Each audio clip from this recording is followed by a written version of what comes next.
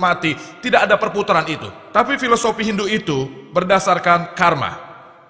Setiap karma itu berdasarkan perbuatan kita dan memiliki akibat.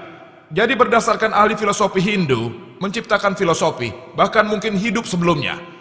Orang-orang ini melakukan hal yang jahat, dan itu sebabnya mereka cacat di masa hidup sekarang. Tapi ini tidak disebutkan dalam kitab Weda pertama. Weda seharusnya merupakan kitab asli agama Hindu. Dan di Weda sama sekali tidak pernah disebutkan. Hanya di Hindu yang pernah menyebutkan hal ini. Tapi Kristen tidak percaya, Islam juga tidak. Karena kita tidak bisa menjawab mengapa ada orang dilahirkan tuli, atau dengan jantung tidak sempurna. Mereka menciptakan logika dan filosofi bahwa saat manusia mati, mereka akan berubah bentuk. Dan jika mereka berbuat jahat di hidup sebelumnya, mereka akan lahir secara cacat. Mereka juga percaya, jika seseorang berbuat baik di masa hidupnya, dia akan terlahir dengan tingkatan yang lebih tinggi. Dan tingkat teratas makhluk hidup adalah manusia. Jika Anda berbuat jahat, Anda akan menjadi makhluk hidup yang lebih rendah hidupnya. Mungkin kucing, anjing, atau makhluk yang lebih rendah lainnya. Jika berbuat baik akan menjadi makhluk yang lebih tinggi. Saya ingin bertanya, kriminalitas di dunia hari ini bertambah atau berkurang? Bertambah atau berkurang? Bertambah atau berkurang? Bertambah, keputusan bulat, bertambah.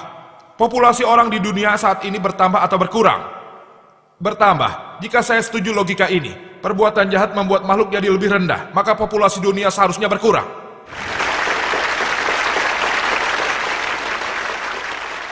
Tapi pertanyaan, mengapa ada orang dilahirkan cacat, dilahirkan miskin, atau cacat fisik? Jawabannya ada di Al-Quran, surat Al-Mulk bab 67 ayat 2. Allazi khalaqal mauta wal hayata. Allah lah yang menjadikan mati dan hidup, agar dia bisa menguji siapa di antara kamu yang lebih baik amalnya. Hidup di dunia ini adalah ujian Allah. Berdasarkan ujian yang diberikan padamu, Anda akan dihakimi.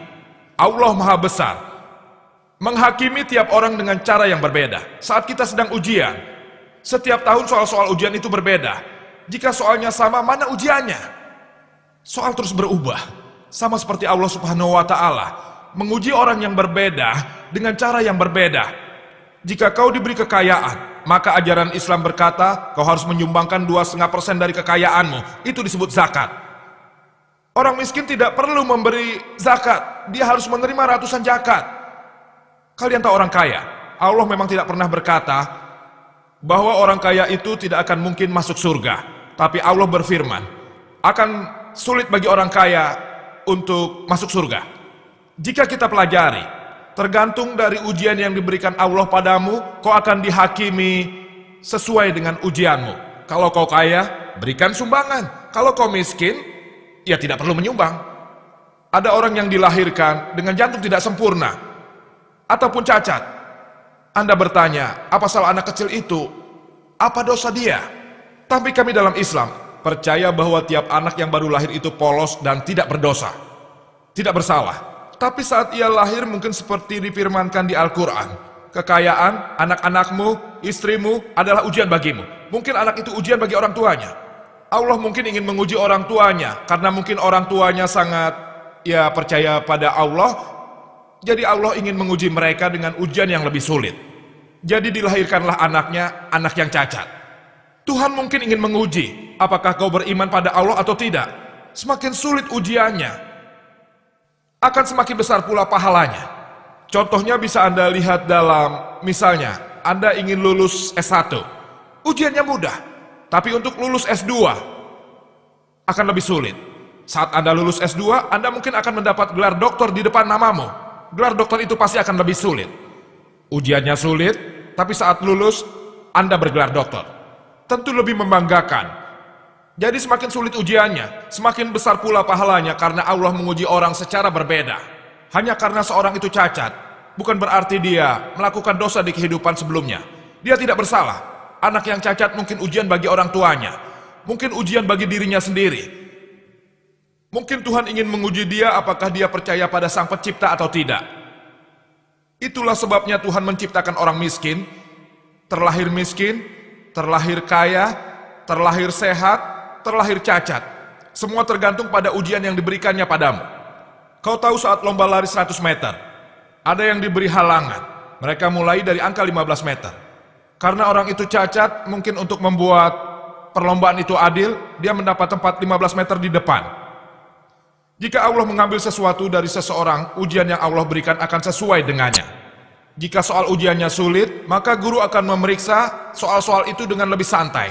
Tapi jika soal ujiannya mudah, mungkin saja guru itu akan memeriksa dengan sedikit lebih cermat. Jadi dia memeriksa sesuai kebutuhannya. Sama seperti Allah menciptakan manusia dengan berbagai perbedaan warna kulit, bahasa, atau juga situasi. Tergantung dari situasi di mana mereka dilahirkan dan apa yang diberikan padanya. Mereka akan dihakimi dengan sepadan. Semoga itu menjawab pertanyaannya. Terima kasih. Selamat malam. Saya adalah seorang mahasiswi hukum. Terima kasih karena Anda memberi penjelasan mengenai terorisme dari sudut pandang Islam.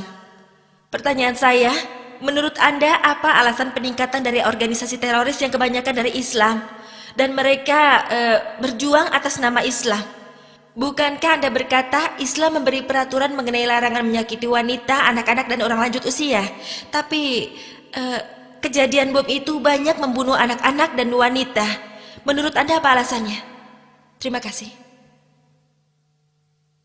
Pertanyaannya adalah mengapa ada peningkatan jumlah organisasi teroris di antara orang muslim dan banyaknya pengeboman. Padahal Islam melarang untuk menyakiti anak-anak dan wanita. Jadi apa alasannya? Ini pertanyaan bagus. Sekali lagi saya katakan, saya tidak pernah secara pribadi bertemu dengan orang yang 100% teroris. Tapi saya bisa memberi alasan, jawaban logika mengapa hal ini terjadi. Pertama, ada orang yang memang benar-benar menteror orang-orang yang tidak berdosa. Ada muslim yang salah haluan, mereka tidak mengikuti ajaran Al-Quran. Selalu ada kambing hitam di setiap masyarakat. Salah satu teroris dalam peradaban manusia. Siapa? Hitler. Dia menganiaya 6 juta orang Yahudi. Apa kita harus menyalahkan Kristen karena itu? Hitler orang Kristen. Jadi hanya karena Hitler menganiaya orang Yahudi, bukan berarti orang Kristen begitu. Dia sendiri. Jika kita jumlah seluruh korban terorisme, saya rasa tidak mencapai 6 juta. Hitler sendiri. Lalu Mussolini, dia juga orang Kristen. Tapi hanya karena Mussolini membunuh ribuan orang, bukan berarti saya bisa menyalahkan agama Kristen. Mungkin ada kambing hitam dalam masyarakat. Kambing hitam yang mungkin menyebut diri mereka muslim. Mungkin mereka salah, mungkin. Jawaban nomor 2. Mungkin mereka orang-orang yang merasa ditindas. Jika Anda lihat, sekarang ini tidak ada orang India yang berjuang demi negaranya. Anda tidak akan melihat orang yang berjuang sekarang, tidak. Tapi ratusan tahun yang lalu banyak. Jika Anda tanya pada saya, mengapa ratusan tahun yang lalu begitu banyak orang India yang berjuang demi kemerdekaan? Karena saat itu Inggris menguasai India. Itulah alasan mereka berjuang demi kemerdekaan. Tapi saat Inggris sudah pulang, tidak ada lagi yang berjuang untuk kemerdekaan. Jadi mungkin saja orang-orang muslim itu ditindas. Mungkin ditindas. Kita lihat di berbagai tempat dunia seperti Paris dan yang lainnya.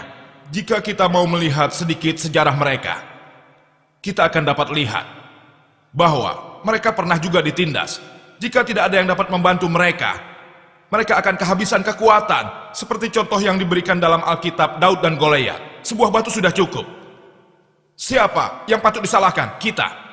Kita patut disalahkan karena kita tidak pernah mencari akar masalahnya. Jika ada organisasi teroris, kita harus pergi mencari apa alasan sebenarnya mereka melakukan itu. Ini satu-satunya cara menyelesaikan masalah. Bukannya kita mencari dan membunuhi mereka. Kita bunuh satu, akan ada yang baru. Seharusnya kita semua mencari tahu alasannya. Mengapa mereka melakukan tindakan teroris? Kita harus kembali ke akar masalahnya. Ambillah contoh Palestina. Ketika Hitler menganiaya 6 juta orang Yahudi, ketika orang Yahudi diusir dari Jerman, orang Palestina berkata, marilah saudara, kalian saudara kami, masuk dan bergabunglah. Ini seperti kita menyambut seorang asing dalam rumah kita. Beberapa bulan mereka mengusir kita keluar. Dan ketika kita membuat keributan di luar rumah karena ingin merebut rumah kita, apa kita pantas disebut teroris? Apa saya teroris karena saya menyambut orang asing seperti saudara sendiri, lalu menyuruh mereka masuk ke rumah saya? Tapi ketika saya diusir beberapa bulan kemudian dan saya meminta rumah saya kembali, saya teroris. Salah siapa? Kita yang salah. Kita seharusnya mencari penyebab masalahnya. Jika Allah sudah memberikan kita kepandaian, bahkan kemampuan untuk bergabung bersama, kita bisa mencari akar masalahnya. Kita akan tahu mengapa seseorang mau mati. Siapa yang mau mati? Siapa yang mau mati? Kalau saya berpikir saya akan mati, mengapa saya tidak membawa orang lain juga? Jika Anda ahli psikologi, sebaiknya Anda menanyakan langsung kepada orang-orang ini mengapa mereka mau melakukannya, dan seringkali kita akan mengetahui kebenaran di belakang semua ini. Sebenarnya mungkin mereka ditindas. Memang mungkin ada seorang teroris yang menteror orang lain untuk uang, untuk terkenal, untuk politik. Jadi saya setuju pada Anda bahwa sebagian besar orang-orang ini memiliki masalah. Entah Muslim, Hindu, atau juga Kristen. Pasti ada alasan sampai orang itu tidak dapat menahan siksaan yang mereka jalani sekarang. Menurut ahli fisiologi bahwa saya juga seorang dokter medis. Mereka pasti berontak. Manusia pasti begitu. Jadi mengapa orang yang biasanya tidak mengangkat tangan malah ingin membawa senjata? Mengapa? Mengapa? Yang perlu kita lakukan adalah mencari tahu akar permasalahannya dan berusaha untuk menyelesaikan masalah yang sebenarnya. Karena hanya cara ini, kegiatan teroris ini bisa berhenti dan semua manusia bisa hidup secara berdampingan tanpa rasa permusuhan.